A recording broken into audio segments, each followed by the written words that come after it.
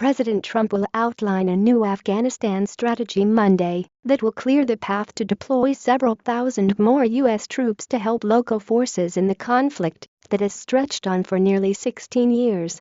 In a primetime speech, Trump is also expected to demand more assistance from NATO allies and the Afghanistan government itself.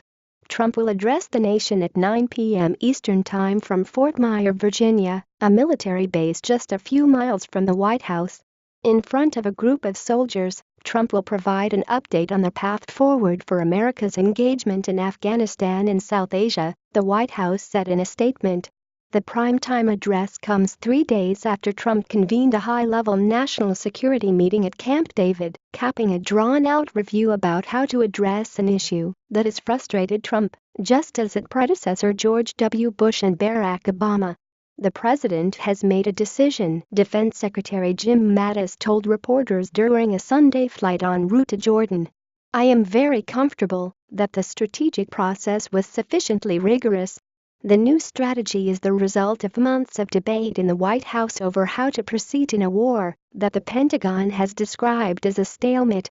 The top commander in Afghanistan, John Nicholson, has said a few thousand additional troops are needed to turn the tide in the war that began shortly after the 9/11 attacks in 2001. The Pentagon received authority in June to send as many as 3,900 troops to Afghanistan, but Mattis has held off deploying them until the president authorized a broader strategy to cover the entire region. There are currently 8,400 U.S. troops in Afghanistan, down from a peak of about 100,000 troops in 2010 and 2011, and several thousand additional forces from allied nations.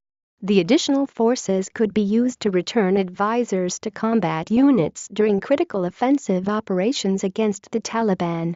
In 2013, the Afghan government assumed the primary responsibility for the war against the Taliban and other insurgent groups. The continued cuts in U.S. forces under President Obama left enough troops in place to provide support at the top headquarters level, where administrative and logistical decisions are made, but U.S. advisors were removed from conventional combat forces.